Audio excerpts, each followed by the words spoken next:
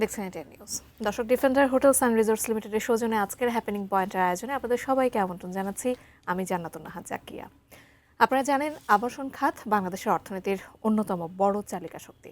কিন্তু এবারের বাজেটকে ঘিরে উঠেছে নানা প্রশ্ন। যৌথ উদ্যোগে বা জয়েন্ট ভেঞ্চারে জমির মালিক যে ফ্ল্যাট পাবেন তার উপর নতুন করে 15% করের প্রস্তাব। অন্যদিকে নির্মাণ সামগ্রীর ওপর ভ্যাট বৃদ্ধি, রেজিস্ট্রেশন ব্যয় অপরিবর্তিত থাকা এবং 2026-27 অর্থ বছরের প্রস্তাবিত বাজেটে আবারও রাখা হয়েছে আবাসন খাতে অপ্রদর্শিত অর্থ বা তথাকথিত কালো টাকা বৈধ করার সুযোগ। যুক্তি দেওয়া হচ্ছে, এতে স্থবির অর্থনীতি সচল হবে, বাড়বে বিনিয়োগ। তবে প্রশ্ন উঠেছে, যারা নিয়মিত কর দেন তাদের সঙ্গে কি এটি বৈষম্য তৈরি করছে না? এই বাজেটকে আবাসন খাতকে এগিয়ে নেবে নাকি আরও চাপের মুখে ফেলবে? আজকের আলোচনায় আমরা সেই প্রশ্নেরই উত্তর খুঁজব। আজকে স্টুডিওতে আমাদের সঙ্গে উপস্থিত আছেন আব্দুর রাজ্জাক, সিনিয়র সহ সভাপতি রিহ্যাব। দর্শক, আপনারা নিশ্চয়ই জানেন যে আজকে বাজেটে আবাসন খাত নিয়ে আমরা কথা বলতে যাচ্ছি আমাদের আজকের অতিথির সঙ্গে। আপনাকে স্বাগত জানাচ্ছি আমাদের আয়োজনে। আপনাকেও স্বাগত, সেই সঙ্গে দর্শককেও আমি স্বাগত জানাচ্ছি। আমরা শুরুতে আমাদের দর্শকদেরকে বাজেটে আবাসন খাতের যে অবস্থা তার একটা চিত্র তুলে ধরছিলাম। শুরুতেই জানতে চাই যে জয়েন্ট ভেঞ্চারের জমির মালিকের প্রাপ্ত ফ্ল্যাটের ওপর 15% কর আরোপের যৌক্তিকতা কি আসলে? প্রথম যৌক্তিকতা হলো, জাতীয় রাজস্ব বোর্ডের যারা দুর্নীতিপরায়ণ কর্মকর্তা রয়েছে তাদের ব্যক্তিগত স্বার্থ চরিতার্থ করবার জন্যই এই 15% নির্ধারণ করা হয়েছে। দেশের উন্নয়নের জন্য না, দেশের সাধারণ মানুষের জন্য না, শুধুমাত্র এই দুর্নীতিপরায়ণ কর্মকর্তাদের ব্যক্তি স্বার্থের জন্য করেছে এটা। খুব সহজভাবে যদি বলি, আপনার পিতা 30 বছর আগে একটি জমি কিনেছেন। আপনার পিতা কিন্তু জমিটা বাড়ি করতে পারেননি। আপনারা আজকে বড় হয়েছেন, আপনার পিতা সামর্থ্য নেই বলেই উনি আমাদের কাছে এসেছেন, আমাদের মতো কোনো ডেভেলপারের কাছে এসেছেন। আমরা আপনার সাইনিং মানির জন্য 15% ভ্যাট কিন্তু আমরা দিয়ে আসছি, এটা পূর্ব নির্ধারিত।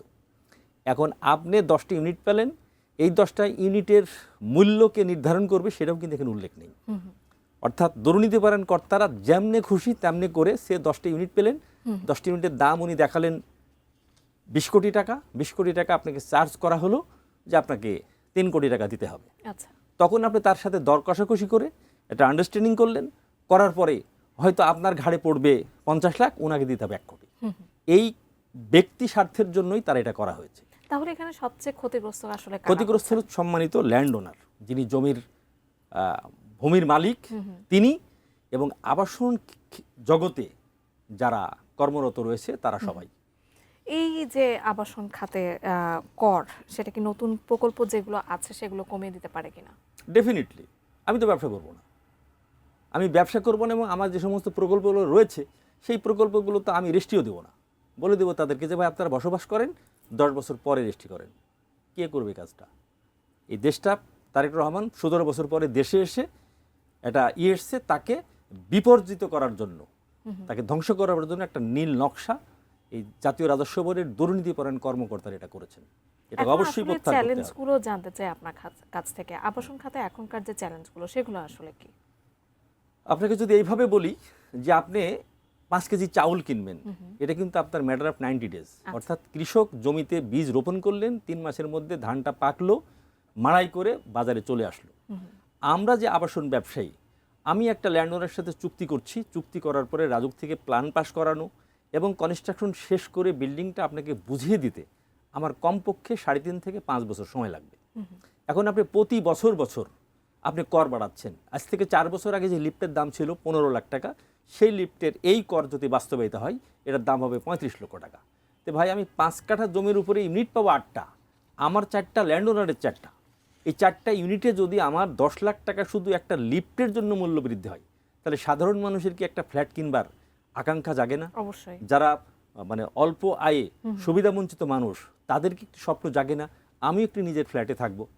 রাষ্ট্রের দায়িত্ব আবাসন দেওয়া, রাষ্ট্রের দায়িত্ব খাদ্য নিরাপত্তা দেওয়া। আপনার কৌশলগুলো হলো কি, হাইরাইজ বিল্ডিং দিবেন না, আপনি পুরো জায়গাটাকে আপনি ভরে ফেলছেন, আপনি উপরে উঠতে দিবেন না। কার স্বার্থে? ওই কতিপয় রাজুকের দুর্নীতিপরায়ণ কর্তাদের স্বার্থে। তারাই কিন্তু এটা করছেন। নানা প্যাঁচ দিয়ে ভূমিগুলোকে ধ্বংস করা হচ্ছে।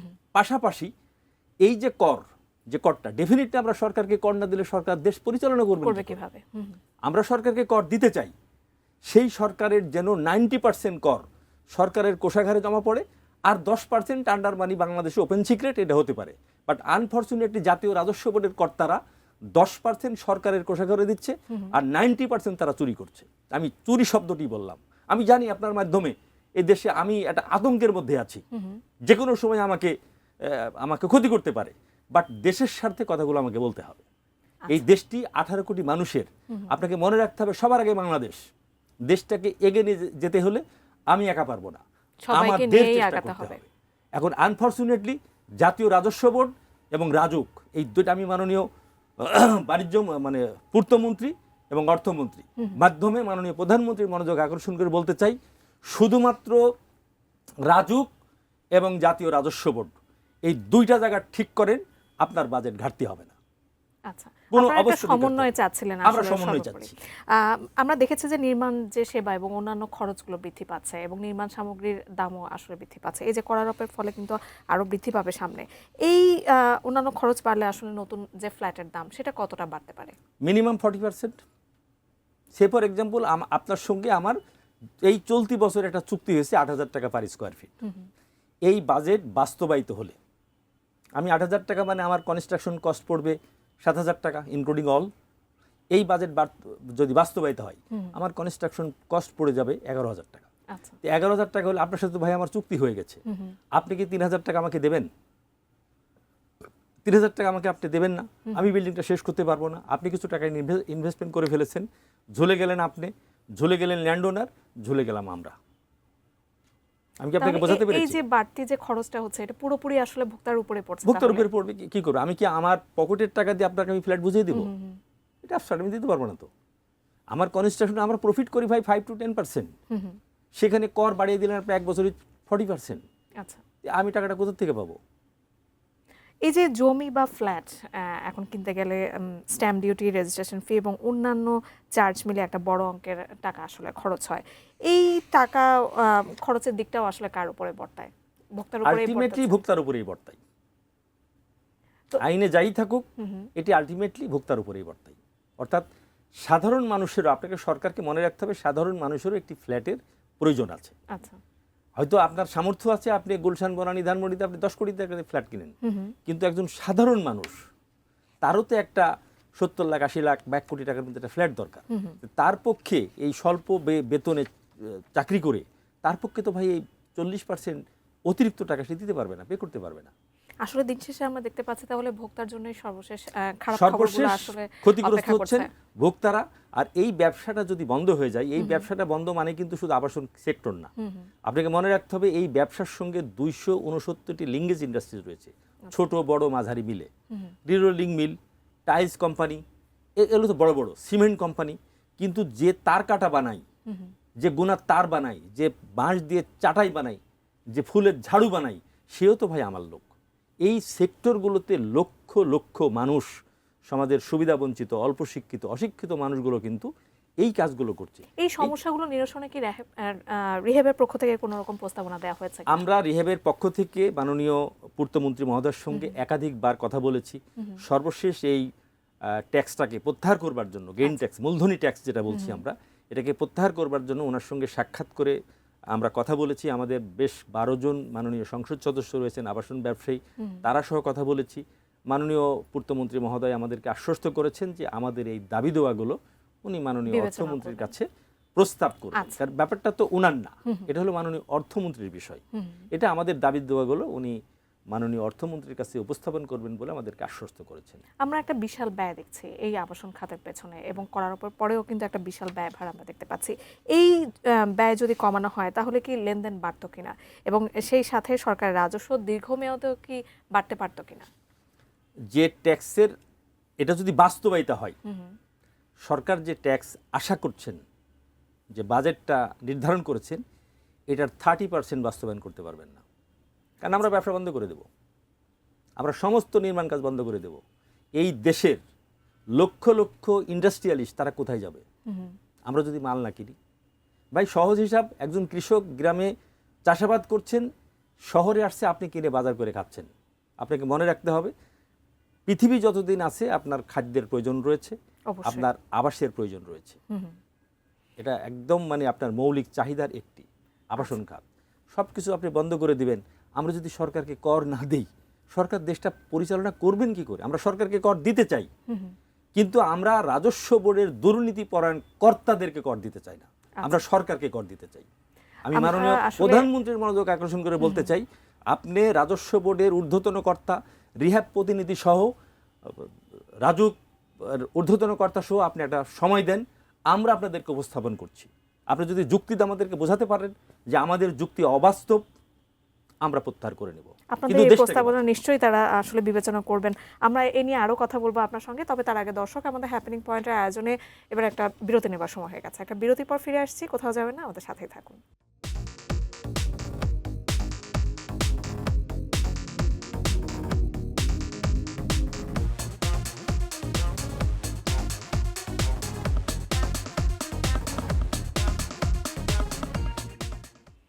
বিরতির পর আমরা আবারও ফিরে এলাম আমাদের আজকে হ্যাপেনিং পয়েন্টের আয়োজনে, এবং আজকে আমরা কথা বলছিলাম আসলে বাজেটে আবাসন খাত নিয়ে, এবং আবাসন খাতের নানা চ্যালেঞ্জ নিয়েও আমরা কথা বলছিলাম আমাদের আজকের অতিথির সঙ্গে।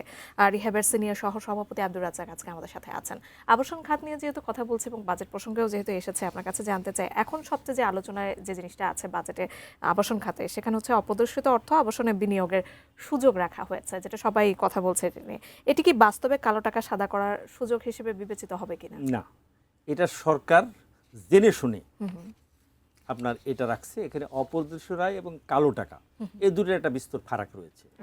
অপ্রদর্শিত রায় বলতে আয় বলতে আপনি আমার কাছ থেকে 1 কোটি টাকা দিয়ে একটা ফ্ল্যাট কিনেছেন, কিন্তু যখন আমি রেজিস্ট্রি করতে যাচ্ছি, রেজিস্ট্রির ওই মৌজার ভ্যালু হলো এই ফ্ল্যাটটির দাম 40 লক্ষ টাকা। আমি আপনাকে 40 লক্ষ টাকা দিয়ে রেজিস্ট্রি করে দিলাম।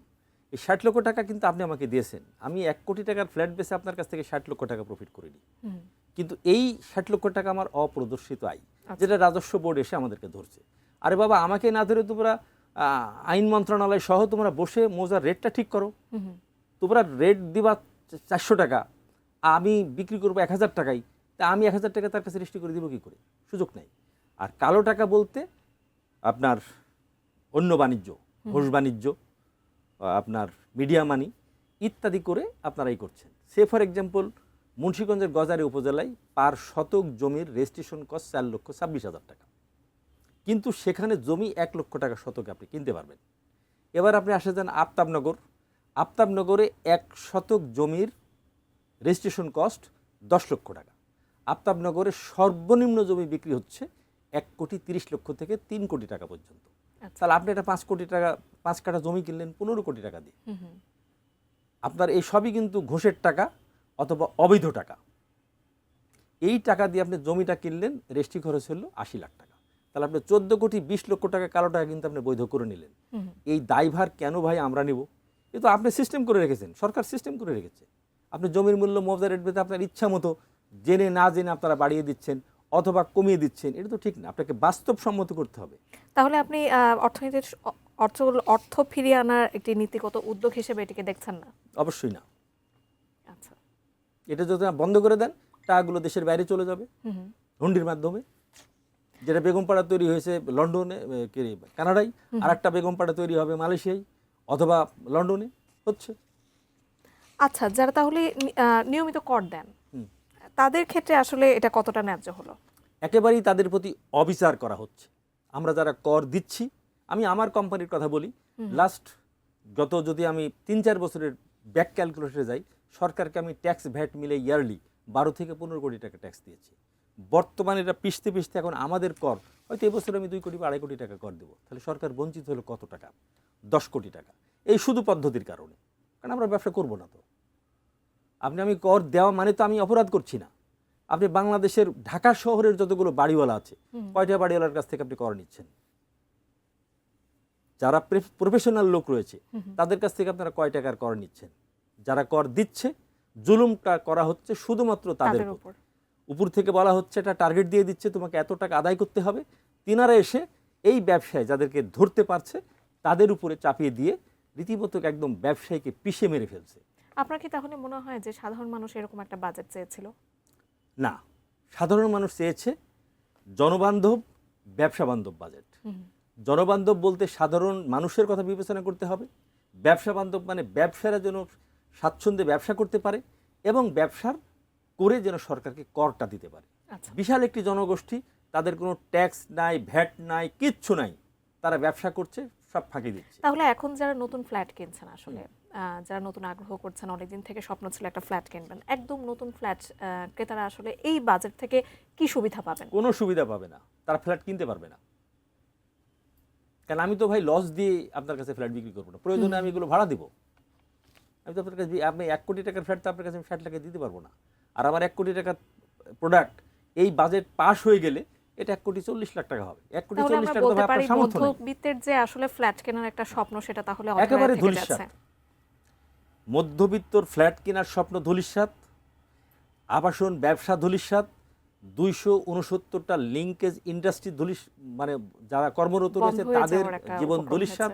এবং আপনি বাজার করে এই বাজারের টাকাটা বাজারটা আপনি ঠিকমতো বাসায় নিয়ে যেতে পারবেন না, রীতিমতো দুর্ভিক্ষের দিকে ধাবিত হচ্ছে। এবং এই সরকারকে আমি জানি না এই কারা এই প্রস্তাবটা করেছে, আমি জানি না, আমি বিশেষজ্ঞ মানুষ নই, তবে যেটা করা হয়েছে সেটি কোনো ক্রমেই বাংলাদেশের জন্য কল্যাণকর না, এই দেশের মানুষের জন্য কল্যাণকর না। আমরা যেহেতু আবাসনের কথা বলছি এবং ফ্ল্যাটের ক্ষেত্রেও বাজেটের কিরকম প্রভাব পড়তে পারে সে কথা বলছিলাম, এই যে বাজেটের ফলে নির্মাণ শিল্প বা যেটা বলছি আমরা কর্মসংস্থান এবং সংশ্লিষ্ট যে শিল্পগুলো আছে, আপনি কিছুক্ষণ আগেই বলছিলেন যে আবাসন খাত শুধুই নয়, এর সঙ্গে কিন্তু ওতপ্রোতভাবে অন্য শিল্পগুলোও জড়িয়ে আছে, সেখানে আসলে কি প্রভাবটা পড়বে এই বাজেটের? আপনার মনে আছে হয়তো 10 থেকে 12 বছর বা 15 বছর আগে আমেরিকাতে মারাত্মক ধস নেমেছিল। মারাত্মক ধস নামার সাথে সাথে আবাসন ব্যবসা সব ধ্বংস হয়ে গেছিল। যখন সরকার বুঝলেন যে আবাসন ব্যবসাকে টিকিয়ে না রাখতে পারলে অর্থনীতি চাঙ্গা হবে না, কারণ আবাসন ব্যবসার সাথে ওই যে বললাম যে 269টি লিঙ্কেজ ইন্ডাস্ট্রিজ, তখন আবাসন ব্যবসায়ীদেরকে সরকার প্রণোদনা দিলেন। আবাসন ব্যবসা ঘুরে দাঁড়ানোর সাথে সাথে এই লিঙ্কেজ ইন্ডাস্ট্রিগুলো ঘুরে দাঁড়ালো, অর্থনীতির চাকা কিন্তু আবার সচল হয়ে গেল। ভাই আমি যদি ব্যবসা করতে না পারি তাহলে আমি আপনাকে করটা দিব কোথা থেকে? খুব সহজ কথা, এটা তো একজন সাধারণ মানুষও বুঝেন, তাহলে উচ্চ মহলে যারা বসে রয়েছেন তারা কেন এইটা বুঝছেন না? আমার ঠিক বোধগম্য না। আচ্ছা, সরকারি রাজস্ব বাড়ানোর প্রয়োজনীয়তা এবং সেই সাথে আবাসন খাতকে সচল রাখার মধ্যে কিভাবে ভারসাম্য আনা যায়, সেটা আপনার থেকে পরামর্শটা কি? আমার থেকে মানে আমরা যেটা চাচ্ছি, সরকারকে আবাসন সেক্টরকে চাঙ্গা করতে হবে। 15% ব্যাংক ইন্টারেস্ট সারা পৃথিবীর কোথায় আছে ভাই? 15% আপনি একটা 60 লক্ষ টাকাতে একটা মানে আমাকে দিলেন আর 40 লক্ষ টাকা ব্যাংকের ঋণ নিলেন, আপনি এই 40 লক্ষ টাকার আপনার 15% ইন্টারেস্ট দিতে হবে। আপনি বেতন পান কয় টাকা?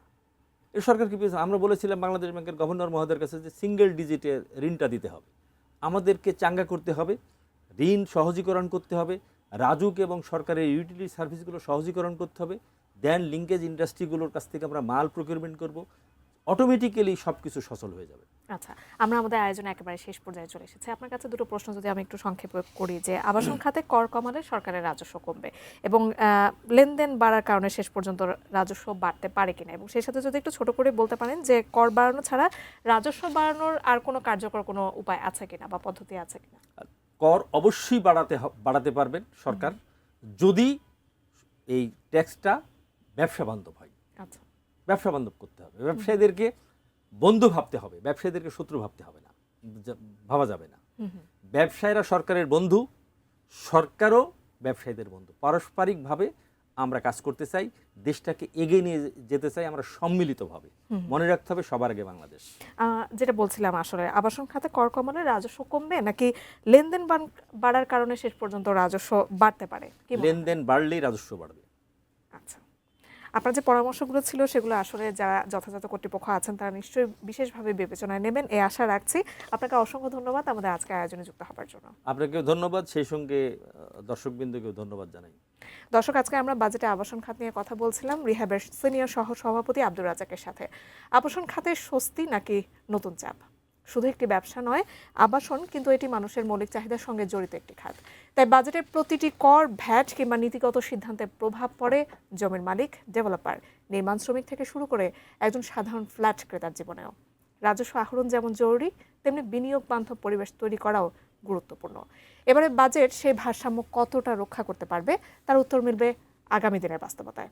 আজকে আলোচনার উদ্দেশ্য ছিল সেই বাস্তবতাকে বিভিন্ন দৃষ্টিকোণ থেকে তুলে ধরা। ধন্যবাদ সবাইকে।